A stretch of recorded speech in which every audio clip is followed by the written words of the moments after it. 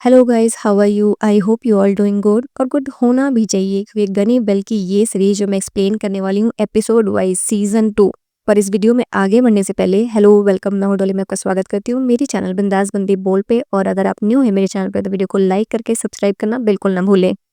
इस सीजन का पहला एपिसोड स्टार्ट होता है कुजे विलेज से, जहां मोरोबी पुलिस एंड स्वाट टीम चारों तरफ से विलेज को घेर लेती है और एक इंटेंस फायर लगी हुई है गांव में, जिसे बुझाने के लिए फायर फाइटर्स भी रास्ते में हैं। 24 घंटे पहले का सीन दिखाते हैं जहां दाइगो उस कनिबल मैन से बहुत ही ज्यादा खतरनाक वाली फाइट कर रहा होता है और इसी स्ट्रगल में वो कनिबल मैन दाइगो को बाइट भी कर लेता है। इसके बाद होटल का सीन दिखाते हैं जहां दाइगो की वाइफ और उसकी डॉटर है और उसे प्रोटेक्ट करने के लिए दो पुलिस वाले भी होते हैं। और वहां पे एक गोतो अटैकर आ चुका है इन दोनों को मारने के लिए, पर जो पुलिस होती है वो उस अटैकर को उसे मारने नहीं देती है और यूके की हेल्प से वो दोनों उसे मारने में सक्सेसफुल हो जाते हैं।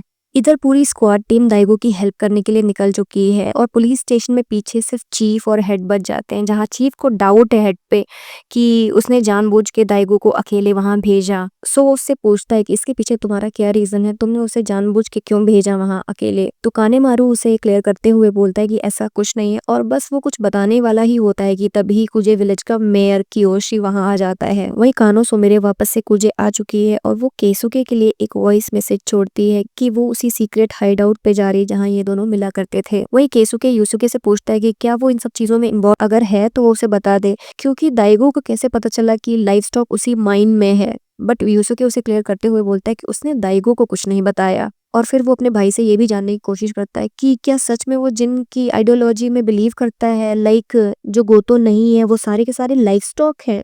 तो इसे सुन के केसुके को बहुत ज्यादा गुस्सा आ जाता है और वो उसे धक्का देते हुए वहां से निकल जाता है। वहीं योसुके अपने मॉम को याद करता है जहां एक फ्लैशबैक सामने आता है जब वो क्योसुके को लेकर भागने की कोशिश कर रही होती है। वो एक चीज तो अच्छे से समझ चुका है कि वो अपनी मॉम की तरह इतना बहादुर नहीं है। वहीं प्रेजेंट में मेयर कियोशी चीफ को बताता है कि 3 साल पहले वोटी फेस्टिवल में ऑफिसर कानो के साथ उसकी दोस्ती हुई थी।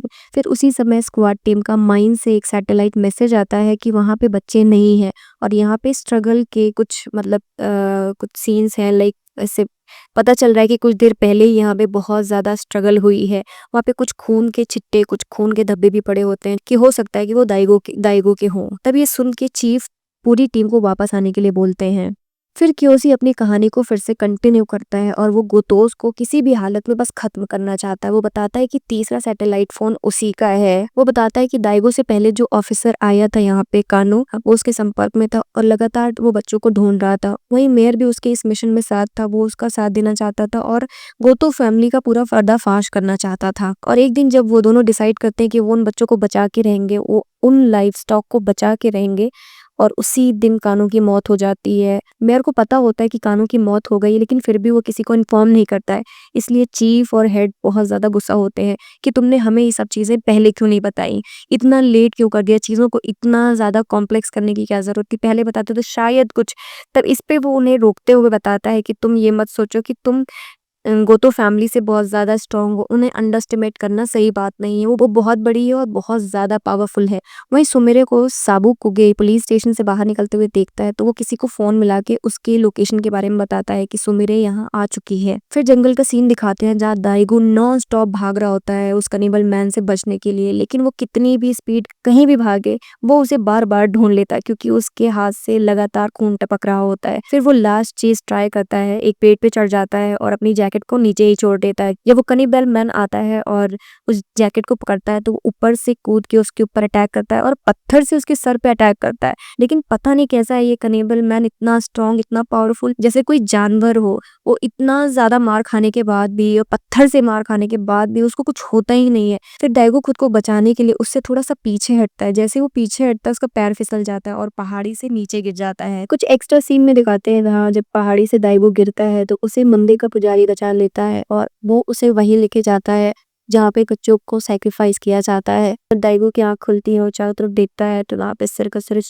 इंसानी हड्डियाँ पड़ी होती हैं, उनके कंकाल पड़े होते हैं, उनकी खोपड़ी पड़ी होती है, जिस चीज़ें देख के वो एकदम हैरान हो जाता है कि यहाँ पे कितनी पीढ़ियों से ये सब चलता चला आ रहा है। वो पुजारी उसे बताता है कि इन सब में केओसिके भी मिला हुआ है। हम सभी बस यही चाहते हैं कि जो इतने सालों से होता आ रहा है उस पे किसी तरीके से रोक लग सके और ये सारी चीजें खत्म हो सके। वही दूसरी तरफ सीन दिखाते हैं जब वो पुलिस ऑफिसर दाइगो की वाइफ को और उसकी डॉटर को लेके जा रही होती है कार से, तभी सडनली गोतो फैमिली के जो दूसरे वाले ग्रुप मेंबर्स होते हैं जो बहुत वायलेंट होते हैं, वो उसकी गाड़ी को टक्कर मार देते हैं और ये एक्सीडेंट इतना भयंकर होता है कि पुलिस ऑफिसर उसी टाइम पे मर जाती है और वहां से दाइगो की बेटी और उसकी वाइफ को किडनैप कर लिया जाता है। वही पुलिस स्टेशन में जब चीफ कियोशी को डांट रहे होते हैं कि अगर ये सारी चीजें बड़ी नहीं होती, अगर तुमने हमें बता दिया होता, कानून की मौत के बारे में खुलासा कर दिया होता, तब वो उस पे अपनी पूरी स्टोरी बताने लगता है कि एक्चुअल में गोतो फैमिली ने उसका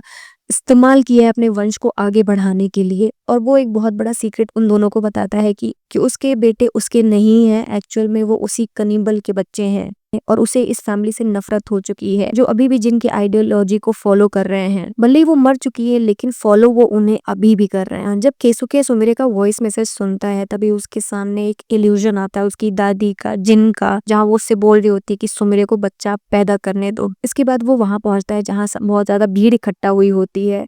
एक लड़की होती है जो अपने बॉयफ्रेंड के साथ इस विलेज से भाग गई होती है। जब वो लड़का उसे धोखा दे देता है तो वो वापस से इस विलेज में आ जाती है जहाँ उसे बहुत ज्यादा टॉर्चर किया जा रहा होता है। तो इसमें एक चीज तो क्लियर हो गई है कि दो ग्रुप्स हैं जो आपस में डिवाइडेड हैं। इन दोनों की आइडियोलॉजी मतलब दोनों की सोच बिल्कुल डिफरेंट है। वही एक सीन ए का भी दिखाते हैं जो केइसुके की रियल मदर है, जहाँ वो फेंट होने लगती हैं। एक्चुअल में इन दोनों के बीच में एक कॉन्वर्सेशन हो रही होती कि उन्हें किसी भी तरह से उन बच्चों को, उन लाइफ स्टॉक को बचाना है। वो तब तक रिलैक्स नहीं हो सकती, वो तब तक चैन की सांस नहीं लेंगी जब तक वो उन बच्चों को नहीं बचा लेंगी। फिर वो फ्लैशबैक में चली जाती है जहाँ दिखाते हैं कि जिन उस कनीबल मैन से उसका रेप करवा रही होती है और एक्सप्लेन करते हुए वो बताती है कि वो भी एक लाइफ स्टॉक थी। उसे कभी पता नहीं चला कि पेरेंट्स क्या होते हैं, प्यार क्या होता है, जब तक जिन ने उसे अडॉप्ट नहीं किया होता है। उसे अडॉप्ट करने के पीछे का बहुत बड़ा रीजन है जो उसे उस टाइम पे नहीं पता था, क्योंकि वो बहुत छोटी थी और उसके पास दूसरा कोई ऑप्शन नहीं था। वो भी बहुत सालों तक उसी माइंड में रही है। सो वो उन बच्चों का दर्द बहुत अच्छे से फील करती है। और कुछ ही समय बाद जिन ने उसकी शादी उसी विलेज के मेयर से करा दी जो जो गोतो फैमिली से ही रिलेटेड था। और शादी के कुछ ही टाइम के बाद उसे एक बच्चा होता है जो वो उसका नहीं होता है, वो कनिबल मैन का होता है, केसुके।